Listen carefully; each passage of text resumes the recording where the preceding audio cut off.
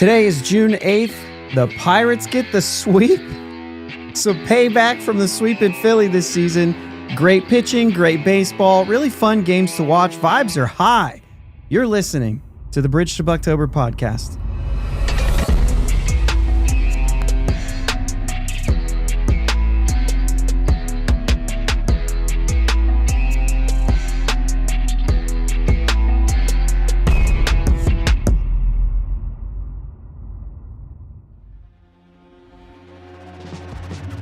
Yins, guys. Thank you for listening to the Bridge to Buctober podcast, where we talk all about them Pittsburgh Pirates and that. My name is Josh. His name is Jake. How you doing, Jake? I'm doing good, man. Series sweep. Let's go. Who would have thought? I did my show Friday and said we're looking at 1 out of 3. Oh man, that just a good series, man. A lot of good stuff. Still some a lot better offense, but still some struggles. But that's all right. Yeah, pitching's still holding up. So I mean, just a lot of good things to be happy about and excited to watch. The thing that's interesting is we only got 2 runs in the last 2 games. Somehow that's enough, but this is what it comes down to, right? During the broadcast today, they were talking about Canario, and they said, well, he's got an opportunity to play some games now because of the 3 lefties, where they were kind of like making the suggestion that he's playing against lefties now. Yeah. But he struggled in those 3 games.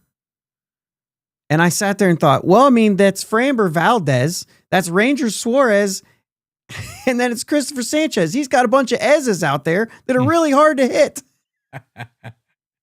What are we mad about? Yeah.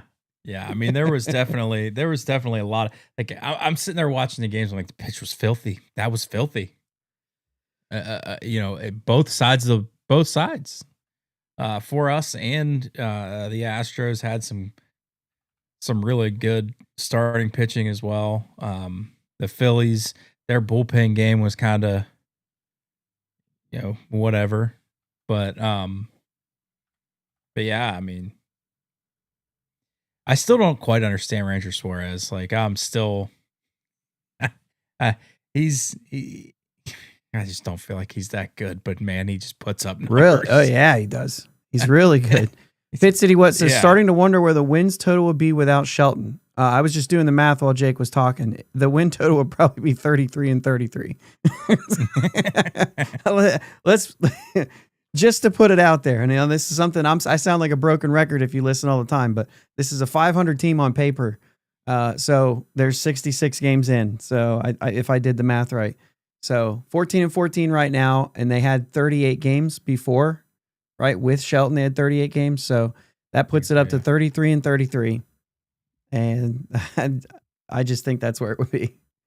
Yeah. That's my thought, but still, that's a lot better than what it is. Yeah, a lot better. Yeah. That kind of leaves you thinking maybe there could be a hot streak somewhere. Yeah. Yeah, for sure. Yeah. Miles said the pitching on both sides was good all weekend. That's totally true. I thought that I don't think it mattered. Hindsight's 2020. I don't think it mattered, but I thought it was a really interesting situation to go with a pseudo opener on the first game of a series for the Phillies. Yeah. I was. Now, obviously, all the starters gave up not the second run on Sunday, but like Suarez gave up both runs, and the bullpen only had to throw barely. So it actually wasn't terrible, but like it didn't hurt them. Could have been disastrous. Could have been, right. Either one of those 2 guys go out early and all of a sudden, you're in trouble. Do you think there's Miles is saying, do you think there's a Filthy to Steaktober podcast?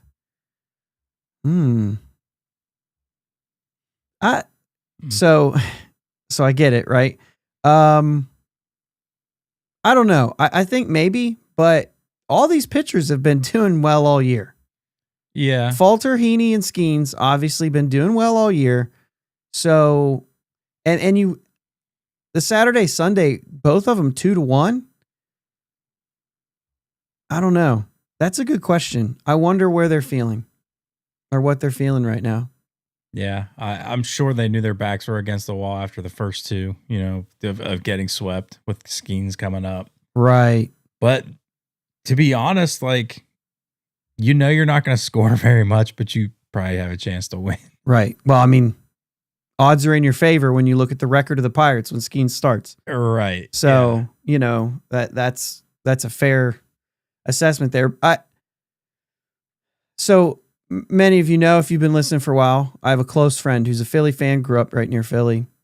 And the only thing we texted about was Bryson Stott, because I haven't seen anybody tag a runner trying to steal as fast as Bryson Stott, like in a long time or in memory. Cruz looked like he had it stolen easily and he made it look close, and Hayes looked like he had it stolen and he ended up out. So those were just two. He basically said that he wishes they'd move Trey Turner to the outfield and Stott would get shortstop back. That's what he said. So, but I didn't hear much else. I did also, if you really want a victory, he doesn't ever listen to this. So if you really want a victory against the Philly fans, I also beat him in putt-putt Saturday while I was watching Bednar get the save, mostly putting one-handed. Let's go. And and here's the thing, just like the Phillies and Pirates, he's a better putt-putt golfer than I am. Still got it. It was our weekend, guys. West Pennsylvania, let's go. I saw a couple of things like that. All right, Jake, we're going to talk all about the Phillies series because there's a lot to talk about when you get a series sweep. But let's start with something that's kind of fun, right? Other good news. Good news. Yeah, it's good news. This is funny, too. I missed this one. Gigamosher says, only took 2 months to get a feel-good Sunday night show. Do I have a feel-good? I don't have. We could just do this. Connor Griffin being promoted to high A Greensboro. Love it. Good job, Connor Griffin. We wanted to go over some of these names because, or some of these numbers because they're scary good. And this is another thing that makes, a lot of people are going to talk about the development of the pitching has been fantastic, right? Of all the things that you could complain about with this organization, it is not pitching development. That has been superb. Yeah. But hitting development is another story. And there's not a whole lot of bats. Connor Griffin seems to be, on the right track here as far as drafting a good bat.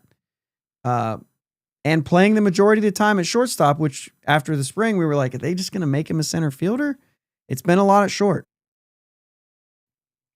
He played fifth. Go ahead. You had something? No, I was just saying, I just love it. I love seeing what he's doing down there is just, it's a feel good story in itself. 19 years old. Yeah. All right. 50 games, 338, 396, 536. That's a 932 OPS. 10 doubles, 2 triples, 9 homers, 36 RBIs. I mean, that's a team stat basically, but steals, man. Get to the steals. Yeah. 15 walks to 53 strikeouts, 26 steals, 4 caught. It's incredible. So, he's young. We got to get a little bit of, we got to get a little bit more walk, less strikeout. That's part of the development that we're going to see. Sure. He hit 265, 333 on base in April, but in May, 354, 393 on base. And then in 6 games so far in June, 520, 600 on base. So we're seeing progression, right? 100%, yeah. And so is he crushing lefties? 267 against lefties, but a 410 on base. And against righties, he's hitting 350 with a 393 on base. This guy's basically 400 on base. 396 on base is ridiculous. Yeah, it's crazy.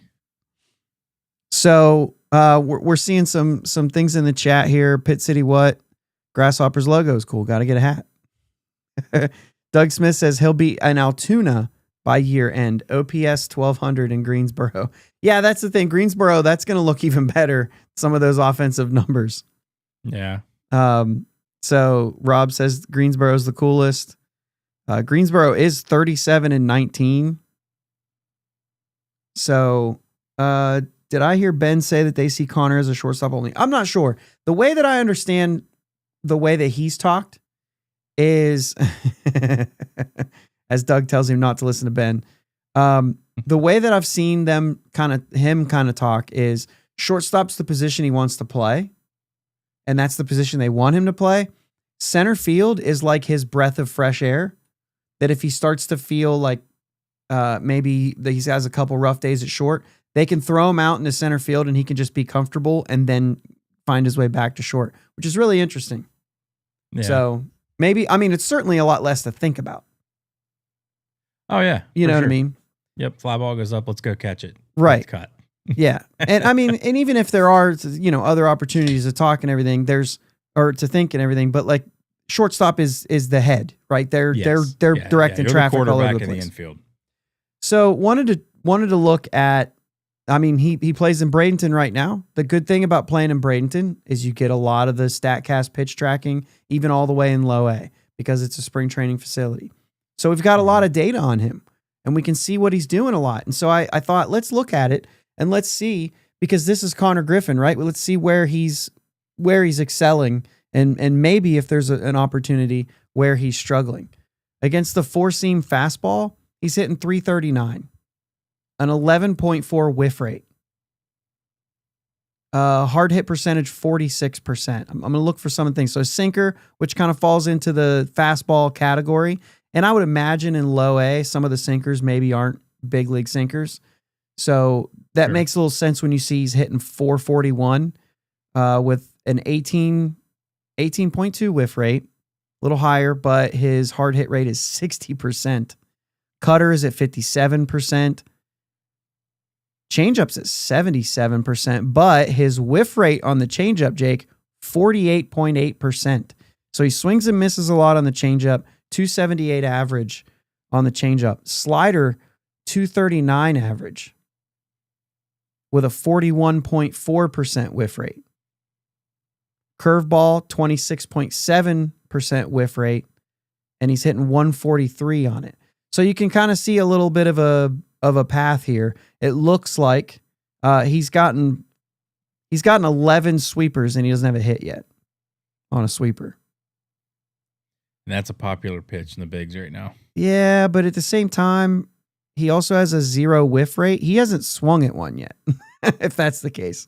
He hasn't even swung, or unless he's put them all in play and gotten out. He doesn't have any hits, though, but he's only got 11 of them. He's gotten 7 knuckleballs in low A. That's interesting. Yeah. 2 hits on the knuckleball. I'm not even going to look at that. But what I'm seeing is he's crushing the fastball, the four seam, the sinker, the cutter, even the changeup. He's doing better at, but the changeup is also a whiff, a high whiff rate, the highest one. The slider is a big whiff rate, and then the curveball. So off speed, still a thing right now. You can continue to work on that in Greensboro. That's not a red flag for me, right? No. But he is excelling in the fastball, and also just, to put it out there, 26% fastballs, 24% sliders. So that's like the best and the worst of the group. Right? I mean, because he's only 4.7% curveball, so I don't really want to go too far with there. But like, I'd like to see him see more changeups, because he's kind of done like some damage to it, but also whiffed on it a lot. Yeah. So, and he only had 9.5% changeups. Now, let me also clarify: 9.5% tracked changeups. So if they played at a field that didn't have tracking, yeah, we don't have that data, right? So this is of the 786 pitches that have been tracked so far this year.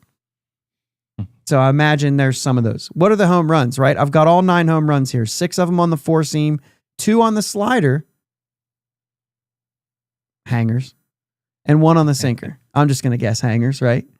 I mean, yeah, I would imagine. So he's got a clear path to saying like there's certain things to work on, but this is a really exciting player. Yeah, absolutely. Young kid, tons of athleticism. I'm probably most hyped to see him grow. Yeah. Than any of our other younger guys. And this seems to be, in your opinion, this is higher than Termar. You're high on Termar. I am high on Termar. Is this is better? This is, yeah, I think he's going to be. I don't want to put him in the same air as. Hey, listen, you're not a prospect guru, so you can throw whatever opinion you have out there without feeling like you have to be right. I'm just saying this dude, like, he reminds me of a Bobby Wood Jr. Maybe just a tick under, maybe. And maybe not. I don't know. Yeah. I'm just saying, it's the tons of athleticism, good on defense, good hitter, runs well. Yeah. It's just, he's got all the tools, and that's what I see in Bobby Wood Jr. The only thing I wonder, because I don't actually watch him play, and I've actually seen Bobby Wood Jr., and I've actually seen a lot more of Bobby Wood Jr., is he going to have the baseball IQ that Bobby Wood Jr. had? Because that's what really honestly sets Bobby Wood Jr. apart. His baseball IQ is off the charts. But, and hey, I'm here to learn and find out if Connor's going to have that. Because, I mean, this dude, he's got the tools, man. Yeah, he certainly has the tools. Okay, so we'll phase out of that, but Bucko Mike's out here saying Plaz should come up with him. And yeah, I'm kind of in on that. Another 19-year-old, he's the catcher. Yeah, man, I haven't looked up his numbers on StatCast to see where he's landing. You know what? I still have the page up, but I haven't seen where his numbers are necessarily landing in these categories and how he's doing. But he's the overall numbers are really good for Axial Plaz too. He is actually. We still think he's the one we were watching throw darts. I think so. Right? Yes. Yeah. So he's got some good numbers here. I was trying to see if that whiff rate was elevated anywhere. Slider, sinker, not as much. Curveball, little elevated on the curveball on the whiff rate, basically 41%.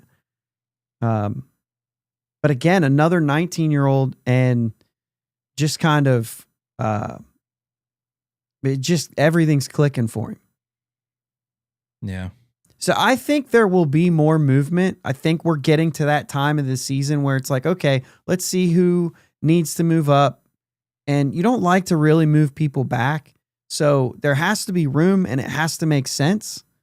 But okay, so Alonso's playing first at Greensboro, which gives you the open catcher position to bring him up and play some catchers. So could be good. And you might lose a AAA catcher if we want to go ahead and move into some of the moves that were made, because Brett Sullivan came up from AAA. You had Joey Bart on the IL for the concussion. Endy Rodriguez exits the game Friday night in the second inning, right before the second inning, throws the ball down to second. It's so weird. You don't even really see it, but they saw it. Yeah. And they came out and he immediately said, like, yeah, there's something. But like, as a young player like that, you kind of don't want to say anything. Yeah. Yeah. You're coming off Tommy John too. And it's just, right. It sucks, man. So unfortunate. As a result of that, they brought up Brett Sullivan. We don't know how long Bart's going to be back, but whenever he comes back, you're probably just going to see Brett Sullivan get DFA'd. Yeah. In that process, you could lose him. He's going to go on waivers. Somebody could grab him. I don't know if they will, but it's possible. So if so, that opens up some catcher movement as well. You just never know. Yeah. You never know where that lands. And I don't even know how much of that needs to happen and yada, yada. I haven't dug in that far. But either way, some exciting players. And there's more than that, right? There's some guys in high A that I would love to see move up to Altoona, and some guys in Altoona that I think need maybe to move up a little bit. So I don't know. We'll see. Pitt City, what surprised that Aaron Rodgers was not at any of the games this weekend? Are you? Are you surprised? Are you surprised? I'm not. No. But I'm sure before too long. I don't know. I doubt it. It's Aaron Rodgers. It's It's Aaron Rodgers. All right, let's talk about the weekend a little bit. Unless you had anything else on Endy, I want to give you the space there. If you have anything else on Endy or anything. Yeah, it just sucks, man. I mean, he just worked his way back, and it just sucks, man. There's not a whole lot to say about it except it sucks. I hope it's not too serious, but anytime you have anything going on with the elbow after Tommy John, most likely it's probably going to be serious. And there was a comment that it wasn't there like an initial comment that they didn't think that it was the ligament, but I don't know. Yeah, I felt like there was like an initial, I don't know if it was earlier today or something about it not being part of the ligament, but being something else. And I just have a hard time. Like, I don't know. Sometimes I believe stuff. Sometimes I try to give benefit of the doubt. They give us information. Yeah. I'm just going to take it and run with it. And then if they end up being wrong later, then we'll talk about them being wrong later. So, okay, here it is. Sherrington, thanks, OG Minlow. Sherrington said on his radio hit that they do not believe it was Endy's UCL that was re-injured. So they're still... I mean, I'm hoping not. Right. If so, I guess I'll ask you this. If so, are you giving up on catcher? Like, are you just saying for Endy? Like, are you saying we got to do something else? And if you do something else, does it really matter? Like, what are you going to do? Yeah. It's such a weird it's just situation because it's not like he's a pitcher. You know what I mean? Right. It's not, I don't know if going to another position is really going to help. Well, you're not going to put him in the outfield, right? I mean, what's your precedent for this? Your precedent is Bryce Harper, who came out of the outfield to play first base. So I feel like if you're doing that, your option is first base, right? Yeah. I mean, that's the option, but I don't know. Right. Yeah. And then your question is, Jake, and then your question is, has he even hit? He hasn't hit yet. Right. So as you know, the Pirates, they have a guy in Spencer Horwitz that they like. Mm-hmm. And that so far I've liked so far. I think that there are some results that need to improve over time, and you got time to do that. I've liked what I've seen approach wise and defensively and stuff like that, but he is still experience wise a generally young player. And so there's a little bit of that for Horwitz that I'm like, I like what I see, but if that's the case and you say first base for Endy, here you go, Bucko Mike, first base for Endy. And if that's the case,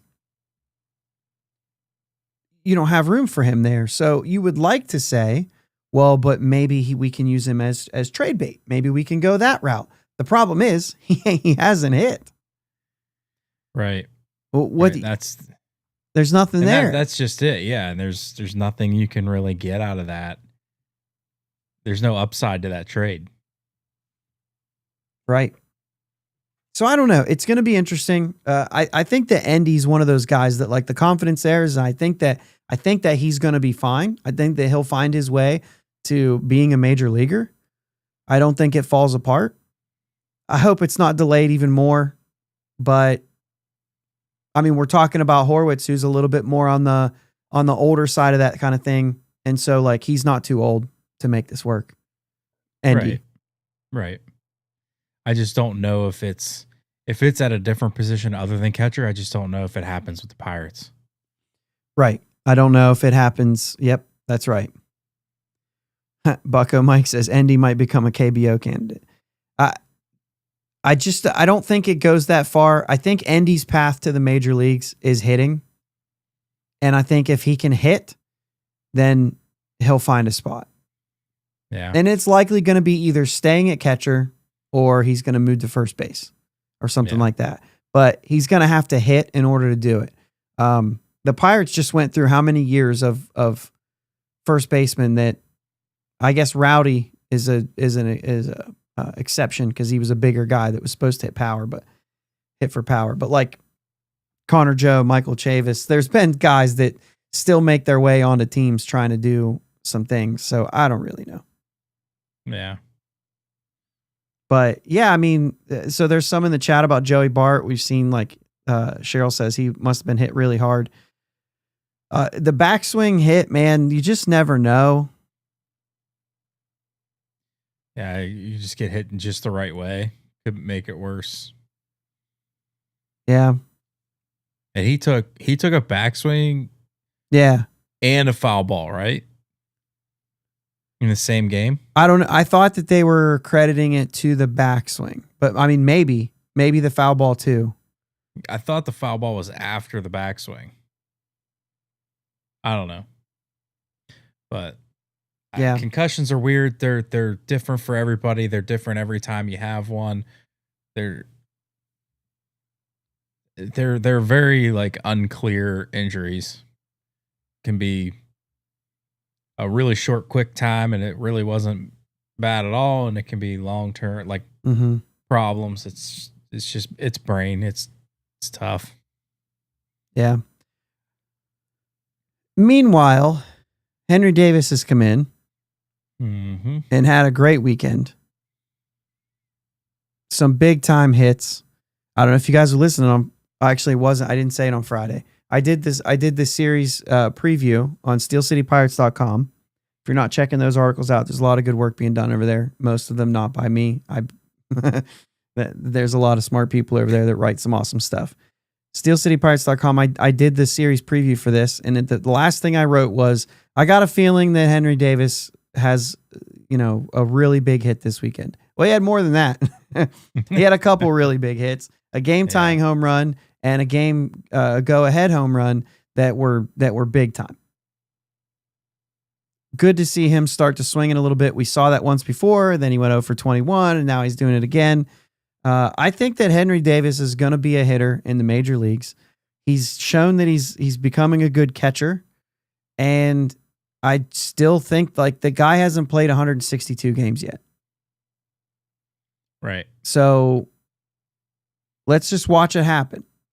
But right now, he's at least good enough to have us like, we don't win without him this weekend. We don't sweep, without him this weekend. Like he had the big swings. And when you got a guy with power like that, something that the Pirates just don't have, he could be critical, even if it's occasionally. So until he can click and do it more consistently, I think you gotta like what you're getting right now, and then hope that those 0 for 21s shorten to 0 for 11s. You know what I mean? Yeah. Yeah. We've been saying this for quite some time now that we're not, you and I are not done with Henry Davis. We do not think he was a bust yet. No. Bust is over, Jake. If you make it to the majors, you're not a bust. Right. I'm done with that. I don't care what. He was a 1-1 because anytime you say, yeah, but he's a 1-1, I'm like, yeah, but Bubba Chandler. Because you don't get Bubba Chandler unless it's Henry Davis who's a 1-1. So you can just call him a 1-4, but he's only a 1-1 because you got Bubba Chandler. If you draft one of those other guys, you don't get Bubba. Right. So there's a reason for that. And I think it matters because look what Bubba's about to do. You know what I mean? At least we hope. Cross your fingers. We hope. Right. Right. But all signs point to that guy's going to be special. And you just don't get him without selecting Henry Davis ahead of when he should have been selected. He's not a 1-1 talent. He's a 1-4 talent. But Bubba might be a 1-1. We're pulling, we're splitting hairs with stuff like that. But that's what people split hairs with. They expect 1-1s to be multi-year all-stars or else they're a bust. No. Any prospect drafted in any spot, if they make it to the major leagues, they're not a bust. Period. Yeah. Unless they make it there like, hey, we're the Pirates and we're a 110 loss team anyway. Let's just bring this guy up and he stinks. You know what I'm saying? Like that's different. Yeah. If he makes it to the major leagues and is able to stay there, which looks like all signs pointing to, he's already shown signs of stuff like that. Yeah. I'm just out on the bust thing. You could say like, yeah, he's going to end up being average. That's fine. That's still, it's fine. There's been 1-1s that never even made it. And There's it's been a not lot of them. and it's not like 1-1s are guaranteed Hall of Famers. When Ken Griffey Jr. got elected to the Hall of Fame, he was the first 1-1 ever. Yeah. Now I know that since the draft has been in, but that's a history. Right. So I'm out on the bust. He's already not a bust. He can never be a bust. It's over. He's already accomplished it. Yeah. I'm just saying, like, you know, it's nice to see everything coming together. You know, we've been wanting them to stick with Henry for a while, up and downs, fine. Like, but I wasn't, even when we had to send him back down to AAA for a minute, I wasn't done with him. Yeah. You weren't done with him. Love to see it actually all coming together at this point. Martin says Connor Griffin's cousins were going to Bradenton to see him the next 2 weeks. You're going to have to go to Greensboro. Love it. Love it. Anyway. All right, let's talk about some of the pitching this weekend. Okay. Mm-hmm.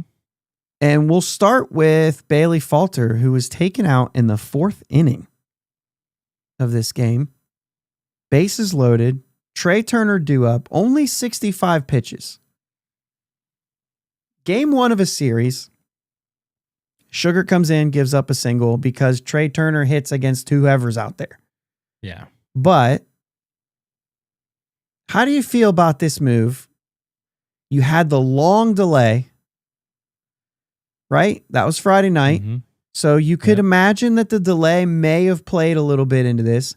Falter was ticked. He did not like this. No, he did not. He's been very good at PNC Park. Do you want to see him try to get out of that? You know, in a way I do, in a way I don't, because I know how good Bailey Falter's been at PNC Park, but he didn't look like he was throwing his best. And I thought Donnie Kelly kind of jumped in there and was like, I'm looking and I'm seeing that this is not the best Bailey Falter. I'm going to go get Chase Sugar, bring him in, see what happens. And to be honest, the single to Turner is what it is, but then he got out of it. So then he threw another inning, right? Yeah. Scoreless, just the one extra inning. But, you know, I didn't hate the move. I did not. Okay. And I'm usually one that likes the starters to try to get out of jams, but yes, just the way, unless the only way that I would have left him in is if Donnie Kelly goes out there and Bailey Falter says, listen, after his last 2 at-bats, I got him. I already know what I'm going to do. I already know how I'm going to attack this. He's beat me twice. He's not getting me a 3rd time. Maybe could have swayed me if I was Donnie Kelly. But also, if I'm making the call, I'm making the call. Right. Yeah, it's your call to make. That's fair. I think you could venture to say that all 3 starters were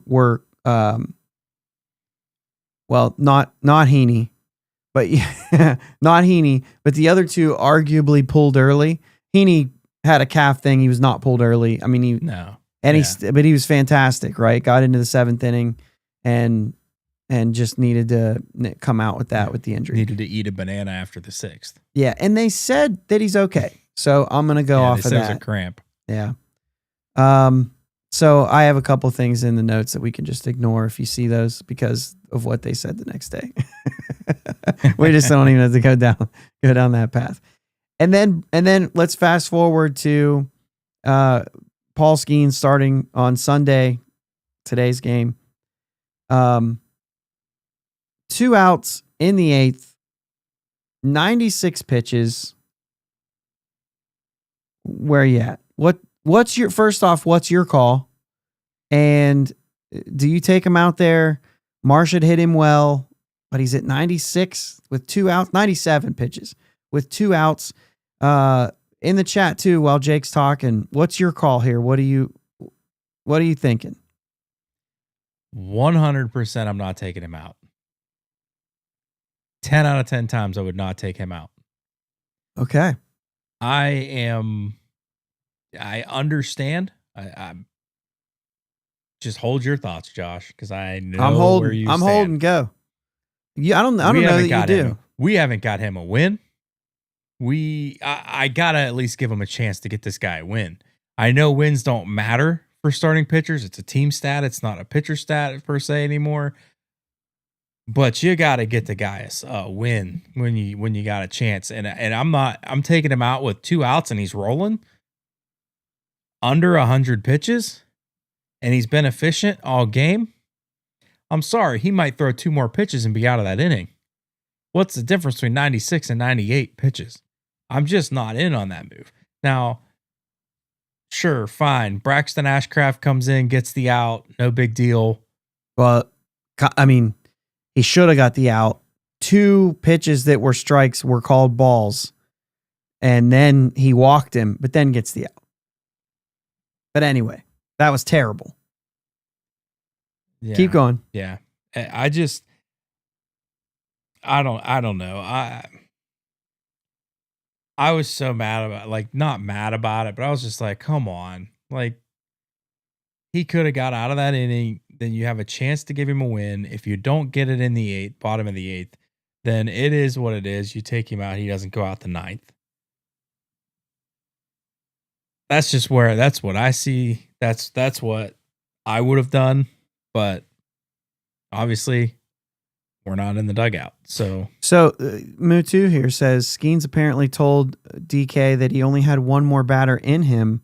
Then after the first batter was 1 pitch, they pushed it to 2 batters. Because he got the first out with only 1 pitch, so they went ahead and threw another one. I didn't see that. That's really interesting. So yeah, he says, I get it. Martin says no advantage in taking him out. I think you could. So here's the only place I'll disagree with you is I don't care about the win. Right. That's the only place I'll disagree with you. When I was watching, I was puzzled. I thought, I don't know if I'm going to the bullpen here. And especially going to Ashcraft, who they were very clear on the broadcast saying he's never come in the middle of an inning before in his career. So there's something to that. And yes, Marsh hit Skenes well. Maybe he's just seeing the ball really well. If you bring in somebody who's less than Skenes, which is everyone aside maybe Tarek Skubal, then I just don't know how there is something to say like 97 pitch Skenes versus somebody else might first pitch somebody else. There might be an advantage to first pitch somebody else, but we know that there's no way that you're still 100%, but you know the deal. I don't know, man. I was puzzled. I thought it's 1 more out. He's thrown 3 pitches this inning, or 4 pitches this inning, rather. Yeah. You don't have, but that you also don't want to go out there and like, if you miss, if he throws 1 too many, you're losing. And and I will say, because of what's happened so far this year with wins and losses, and let's talk about team wins and losses when he's pitching, there is a piece of me that says, I don't want Skenes to lose this. If Marsh is going to hit a homer because the baseball god said that's what's going to happen, let's let him hit it off Ashcraft, and then he can take the brunt of it. Because, but I just don't sign up for that when you're talking about Paul Skenes. I think that's a different scenario every time it's him. If that's anyone else, I think I'm on board. But this guy's so different. This guy's so special that I was really confused. The only thing is the win and the loss really doesn't motivate me one way or another. It's just the Paul Skenes versus the Braxton Ashcraft making his 4th appearance in the major leagues or whatever it is. That's what had me thinking. You know what I'm saying? Yeah. And with the information that Skenes said, I only got 1 batter like that. I understand that. I'm going to put that aside for a second, and I'm just going to use, like a guy like Skenes, which there's not a lot of guys like Skenes, such a good, in-game. Okay. So this guy got this off me this time. Mm-hmm. I know I'm not doing that. I'm going to go with something different. So even if a guy does have a hit off of Skenes on the day, doesn't mean that he's going to get a hit off of him next time. By no stretch of the imagination is that the case. And if he does get another hit off of him, it's not because of something necessarily that maybe Skenes actually missed a pitch or something like that. Like he took advantage of a mistake that Skenes made. He's just going to make adjustments after every. Yeah. Yeah. Doug says. And Henry Davis, too. He's been calling such good games. Right. So Doug says switching it up on a batter is always an advantage. I think there's truth to that, too. Sure. I also think that even like I agree with what you're saying, but there is also data to show that the third time is easier to hit. You know what I mean? Like you've already seen him twice tonight. And so you do have an advantage. The numbers show that the third time you have more luck, which might mean a hit. But Katie out here, look at Katie. They took him out before the only two guys who had hits on him. So like you had the next two guys were guys that got hits, the only two guys that got hits. So that kind of makes sense too. She also says that she doesn't agree with it. But she makes a good point here. It didn't look like Skenes argued it at all. Yeah. I also think that Skenes wouldn't argue it. Right. He's that kind of guy. I don't know how many people tell me like Skenes has to be so mad. I'm sorry, guys. He doesn't have that bone in his body. He's a team player. He doesn't 100%. have that bone in his body. I don't know how many times that it's mostly fans of other fan bases that say he has to be so ticked and one out of there. He really doesn't. Like this guy says everything the right way. He seems to really like he was in the dugout smiling when he came in there, hands up when they got the out. Like he's not. You saw Bailey Falter come out of that game Friday, visibly upset. No team is going to be mad that he's upset. It's not because he doesn't believe in anybody. It's because he's a competitor and he wanted to stay out there. And so you saw Brian Reynolds, who was DHing that night. You saw him in the dugout. The guy, he's pacing behind him. Reynolds isn't going to do anything because he's like, I know he wants it and I want him to want it. Yeah. And I don't think that Skenes ever shows that he didn't want it. But at the same time, he's just not. He's very careful about the way he might think things. You know what I mean? Like, I'm not going to say what the guy's thinking, but he's never going to show that. He's just not that guy. But I don't say that to disagree, but I'm just saying like that's something that, you know, and Doug says, if Skenes tells you he's only got one batter left, you listen. This is the other thing that I'm glad you brought this up because this actually does. I don't know how I want to say this. Like, I'm surprised by that. Skenes is very in tune with the data. He loves analytics, right? He cares about what the numbers are telling him. He said one time last week, I don't really watch the offense. So he's not frustrated with the Pirates hitters for not getting runs. He's not even paying attention.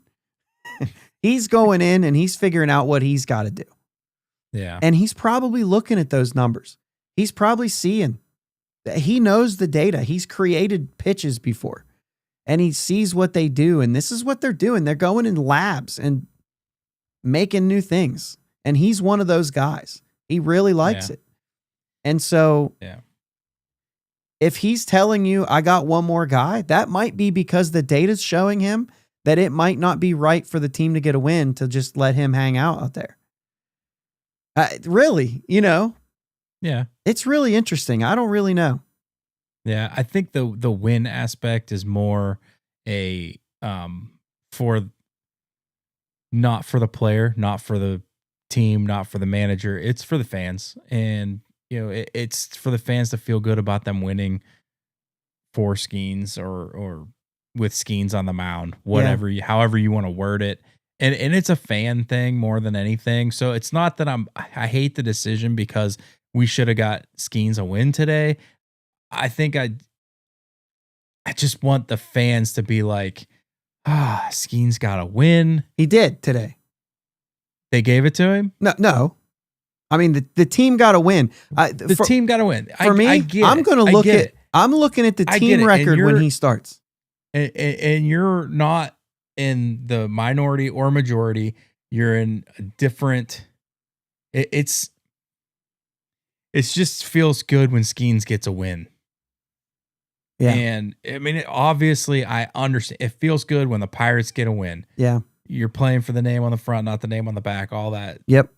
stuff. Yep. I get all that. I'm just saying, like, it just, as a fan, feels good when your dude gets the win. Yeah. So again, this is I'm not trying to like play semantics here, but like, to me, if you're looking at the Pirates record when he pitches, he got the win. Like, we got the win, and it was because of him. And that's one of the reasons why I don't like the pitcher wins and losses, like being different from the team wins and losses. Because I think that saying that he didn't get a win today takes away his performance. And that's what I don't like. Not intentionally, right? But I think just give him the, like, the team won. He gets a win. He was part of that. Without him, you don't get the win. 100%. And so that's why, to me, it is a win, but it's just to me, it's just the team stat is the only one that matters. And I wholeheartedly believe that. I understand that there are pitchers out there who want the win themselves, but I think it goes from, I want the team to win. I want to do my part. And if you're doing your part, then that's fine. That most of this, all of the season, except for maybe one start, Paul Skenes has done his part. Yeah. And so, it is the situation that we're in, and it's going to continue to be a narrative because there are 29 teams that wishes they had Paul Skenes, and so they're going to pile on to any narrative they possibly can because they're jealous that they don't have him. Yeah. And I don't say that like saying like, "Boo, he's a real." I'm just saying that's the way it is. So, all right, let's talk about some of the other aspects of this game because I think that there's one other point that I'd like to make. I might be poking tonight. I might be poking a little bit tonight. I'm going to poke at something else. Let's talk about, Nick Gonzalez is still injured. He's the last one, but what kind of a difference is one guy going to make? Every one of these guys Horwitz, even though his numbers and results aren't all the way there, you telling me that he hasn't made a difference already? No, he has. Yeah. Nicky G made a huge difference this weekend. Yeah. You go to the triple early on Friday, the walk-off sac fly that's a home run in 12 parks.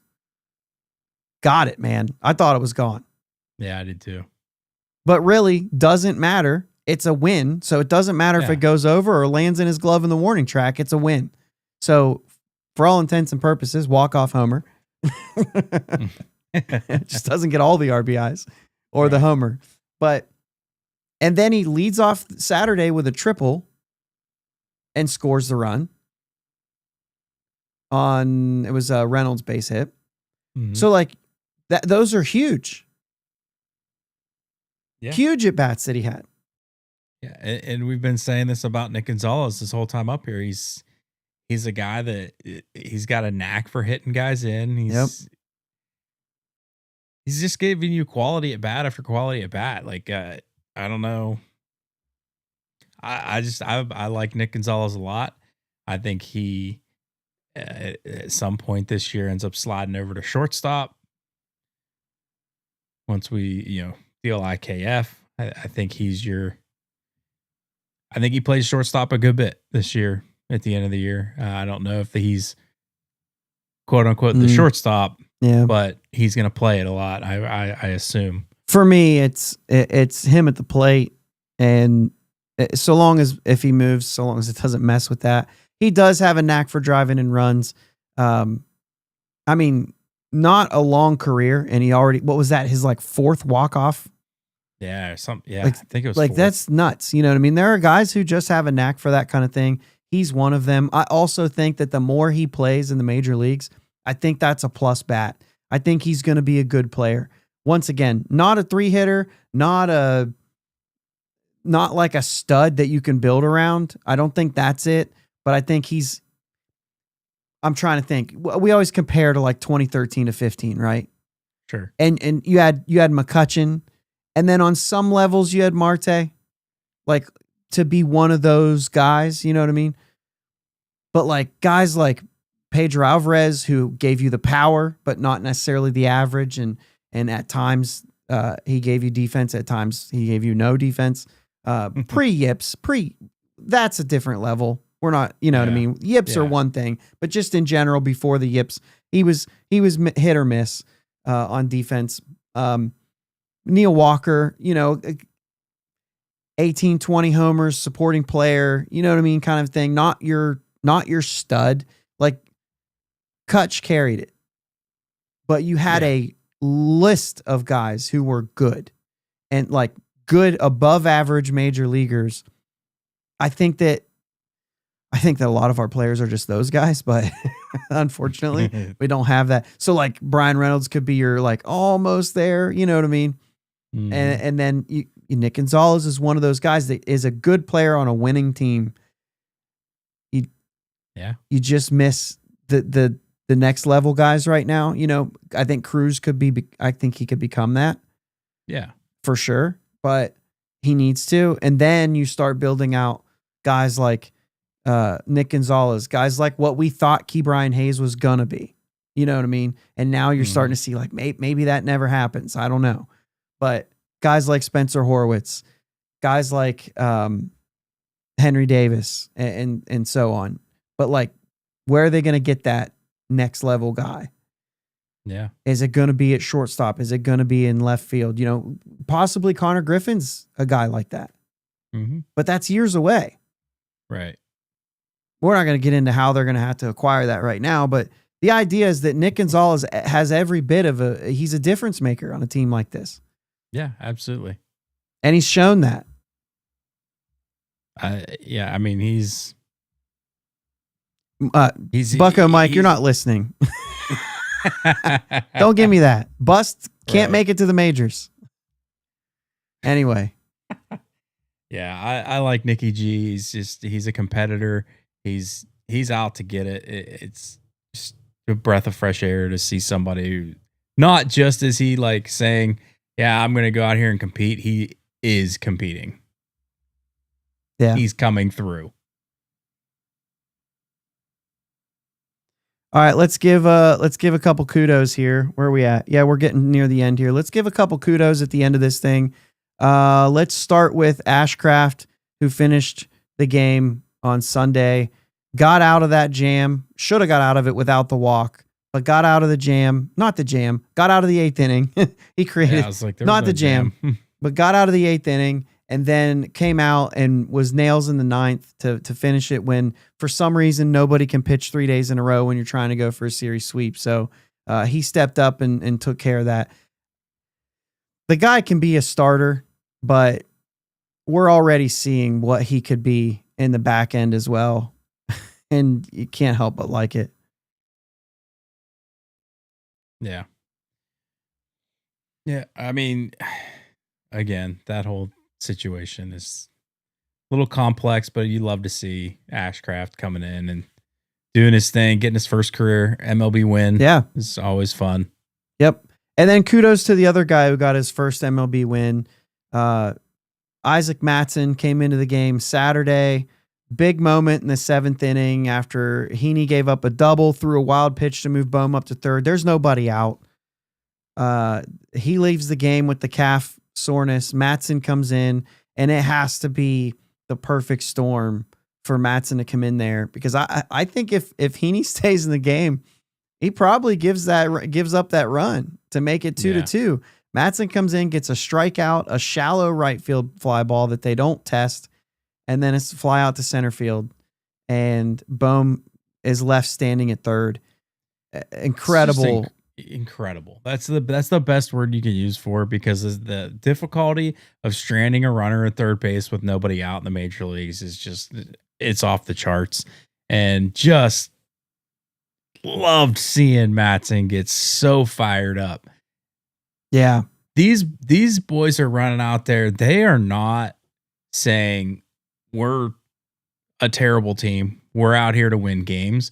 And when we get out of big situations, it's a big deal. Like that was huge. And just to see Mattson erupt and just, that facial and just loved it, man. Like it gave me chills. Like, I'm like, this is competitive baseball in Pittsburgh right now, despite our record. Yeah. Yeah. As Cheryl says, Mattson went to Pitt. He's from Erie. He played indie ball in Washington with the Washington Wild Things too. Yeah. So has a lot of ties around here, and so kudos to him for that. You said the thing about the fired up thing. Rob said earlier O'Neal was fired up today. He about fell down rounding third, and I mean, watching that game on the broken bat hit by McCutchen there, I was like, do not send him. There's nobody out, and Brian Reynolds is due up. And once he stumbled, I'm like, no, let's not do this. You know what I mean? And then he still rounds. And I'm telling you, O'Neal Cruz has a next level that we haven't seen since McCutchen, probably. Yeah. Like that next level. You remember we always talked about when McCutchen rounded second, something happened. You know what I mean? And it was like this rare thing. And Cruz has that. Yeah. It doesn't even have to be rounding second. Like he could get down the line that way. He could on a stolen base get that way. But when he went from third to home on that play, I was like, he's done. And then all of a sudden there was just this next level that happened and he slides into home. And yeah, he was fired up. Yeah. And that dude looks scary when he gets fired up. Like scary, Jake. I love it. I love emotions in baseball, man. It's just, it means you're playing good baseball most of the time. Most of the time, yeah. The emotions could go the other way. Sean Rodriguez way in the dugout, playing Mike Tyson's Punch Out with the Gatorade. The water cooler. So yeah, there's a lot of things that you're gonna like about a series sweep, though. There's no doubt, right? You're just gonna like a lot of things when you get to sweep a team. I saw one of the quotes here saying, "Where's it at? Need more right here. Melman still need more offense," and that's totally true. There are times when we look at this and we say, "Can you give him a pass in the last 2 days?" I mean, Ranger Suarez and Christopher Sanchez are dudes. Yeah. And they've been very good this year. So there is somewhat of a pass there. They had to do everything they possibly could to try to win those 2 games. And even after Friday night's game, I was like, that's really exciting. We might lose the next 2. You felt really good about Sunday, but even with Sanchez, you're like, I feel good about Skenes shutting him down, but this was the team that he went 8 innings, 1 run, and lost. Yeah. Because we couldn't make it happen. So this team might not actually score any runs off Christopher Sanchez. And that changeup was about as good as I've seen it.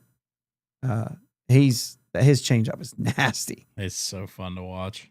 So that, there's a little bit there, but at the same time, we need more offense. The one thing we're not getting, right? I mean, Henry Davis a little bit this weekend, shown some pop, back-to-back games with a home run, but there's just not enough power. There's not enough slug on this team.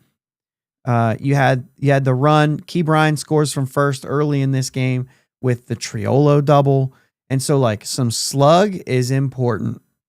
Nick Gonzalez scores twice this weekend on triples and ends up scoring after that. So like slug is important, and we're getting that in small doses, but you need those extra base hits, those balls that go over the wall.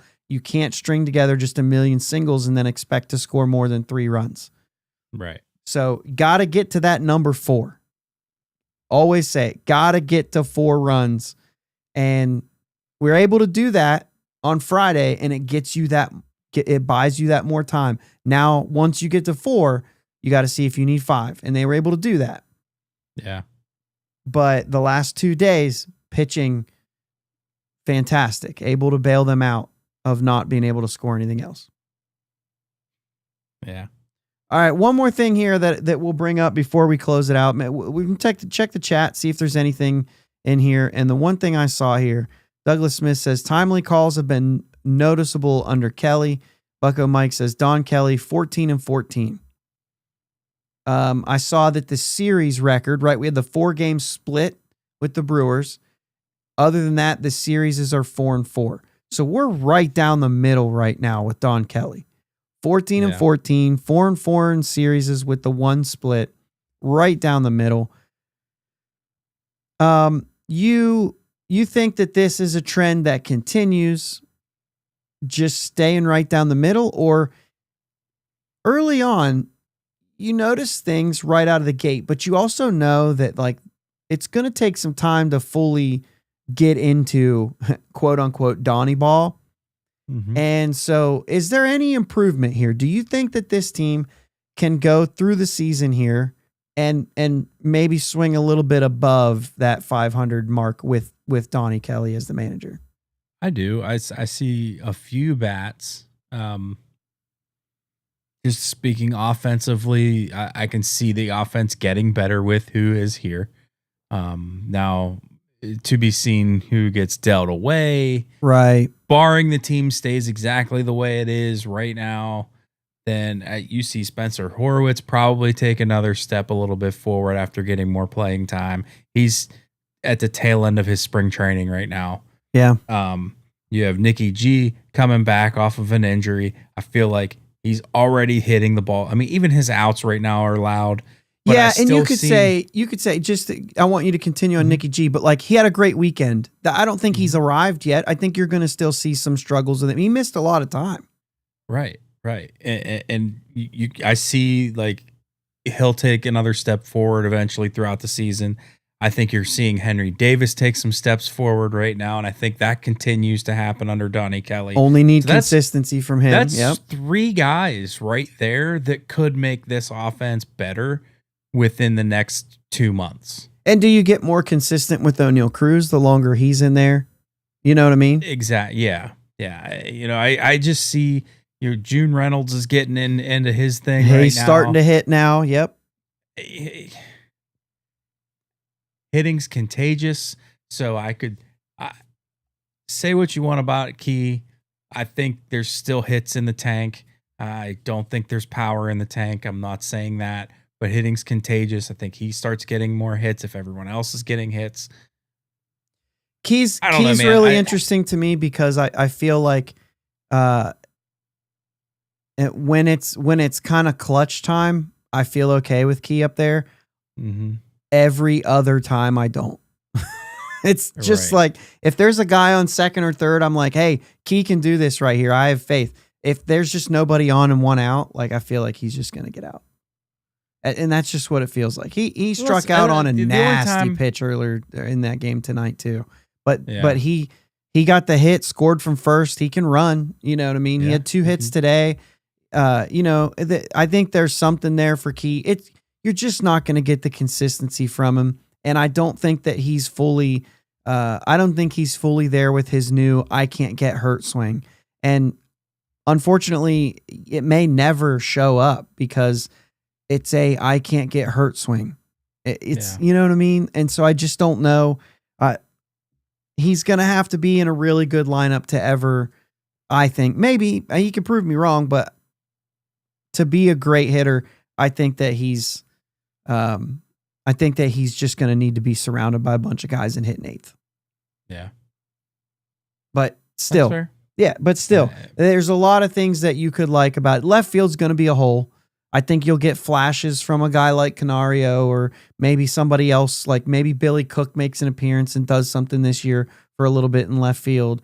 I don't know who else is going to contribute to that, but you might get, when you were talking about first base, you had Manny Valdez who gave you like 2 weeks of a good first baseman. You know what I mean? Like there's situations like that where you might get something here or there. The biggest thing for me is if IKF is dealt, and he probably should be, if IKF is dealt, I don't know what that does. He's been solid. He's been turning the lineup over, stuff like that. And so I don't know where you land in that one. And Vincent, you don't trade Key tonight. You wait until he's on a hot streak. That's just how value works. Wait till he shows a little something or till somebody comes asking, or else you're getting sunflower seeds from him and not David. You're getting some knockoff brand. Big. Oh, they're good. Words for some people. They're good. I'm not a big fan. I'm a David guy myself. All right. But bigs are coming. They're coming. Yeah. Bubba for Roman Anthony. Who hangs up first? Both. Yeah. That's it's interesting for sure. Yeah. But I mean, those are two massive talents. Yeah. Mutu, there's something there. I think that if the Red Sox were ever going to move, I think you'd have a better shot with Keller. And you'd have to add something to Keller, but like they want MLB now. I think you'd have a better shot building something around Mitch Keller for him. Yeah. I don't know. But I don't think you're getting him, period. I don't think you'd have a better shot of saying like, what can we do to get Wilyer Abreu? Yeah. You know, and then we'll just bring up Roman Anthony to play his position. Yeah. But extend IKF. So we're okay with subpar defense at short, but not at third. Or not excellent defense at third. So we just want defense down and more singles. I'm fine with extending IKF, but if you're extending him as a utility player. Yeah. And Triolo's out. Yeah, and they're not going to pay for that. Or there you go. There, Vince, now you're talking a little bit. So we don't like a singles hitter at third who plays fantastic defense. So we'll get less defense, but still a singles hitter. I'm just playing. I'm just having fun with it, man. Yeah. I'm just having fun. But anyway, there you go. Doug Smith. Next episode, Uncle Jake bass solo. I see some Jaron Duran stuff. Listen, the trade talks are fun. I don't know what to do with all that. I think that Keller's probably better traded in the offseason, in my opinion, but he is somebody I would be interested in. A long time ago, he won a Gold Glove at third. Key Bryan is the best third baseman in baseball defensively. But yeah, I all the stuff is fine. You have to find a way. I'm not against the Key Bryan Hayes trade, because if you need to add power to this team, third base is a place that would be easy to add power. IKF doesn't add power. So that's the only thing is I would not replace him with IKF. I would replace him with somebody who could hit the ball in the gaps and over the fence. Even if it doesn't have to be a knockout stud, right? If it's a Neil Walker type who hits you somewhere around 20, like I just need more power because I can add power at third. I need more power in this lineup. 2 and 2 equals 4. Maybe add the power at third base. That's all. I would be more apt to sliding like Nick Gonzalez to third and Termarr Johnson making his way into this lineup. Oh, see, I thought you were going Nick York because Nick York has been playing well and he could come up to this team. He could play second with Nick Gonzalez at third, or he could play third. And so you have that option too. But again, I was just about to say, I don't even like that because it doesn't add power. You know what I mean? It still doesn't add power. And so I don't like that. I'd rather see Nick Gonzalez slide to short. Termarr Johnson too, because I think Termarr Johnson's going to add. It's not a big power bat. Yeah. I think Tamar's going to add more power than Hayes and Nicky G. So then you're saying to add the power to second, lineup. Right? Yes, I got you. Yeah, I mean, you would add power to third. How far is Termarr away? He's got more power than. Unfortunately, a little further than we'd like, but we need to get him to AAA. But in order to get him to AAA, we got to probably bring Nick York or somebody like that to Pittsburgh. Like, you got to make room for Termarr. Yeah, I'm big on Termarr. Termar's coming around right now, right? He had a little bit of a struggle there, maybe starting to get the swing back a little bit. Never lost the confidence, but starting to get the swing back a little bit. So yeah, I think there's something there. I don't know. It's something that's fun to follow. I don't think you see Termarr this year. And I don't know what you get out of him next year to say he's a difference maker. I'd rather just get somebody for third base who can add some pop, find out what you can find out there for shortstop. And then left field has to be a 4-hitter. Well, I don't know why we're going all that way. We don't want to go down that road, Jake. We don't want to go down that road. And will we ever go down that road? Dang it, Bobby. So we don't know. Was there anything we missed before we get the heck out of here? The only last thing I just want to say is just it's nice to see O'Neal Cruz just getting to be a good center fielder. Oh, that's Like, a great point. We haven't talked about feel that. bad. Like, you know, he's made some nice plays and he makes some other plays just look easy. Like, he's getting comfortable and it feels good. Yeah. I feel good about our center field situation right now. Even when Canario's out there, I don't feel terrible about it. So like we have a good starting center fielder and we have a fine backup. Yeah. He gets the job done. We for haven't a game. had that. We haven't had that in a minute. We're running right. Talking about both sides of the ball. Yeah. Because obviously Taylor out there was good. Solid defender. He was good defensively. Yeah. Yeah. Yeah. But then the backup is just running all over the place, and it's nice to see two guys that can actually handle the position being run out there. Yeah. Yeah. And Jack was in center field, was probably only going to give you average at the end of the day. Right. But I'm telling you, Alex Stumpf put out something this week saying since the beginning of May, he's got 3 outs above average and is one of the better defenders on the Pirates. And that's like, okay, no, are we here? You know what I mean? And it's only gonna get better. Yeah.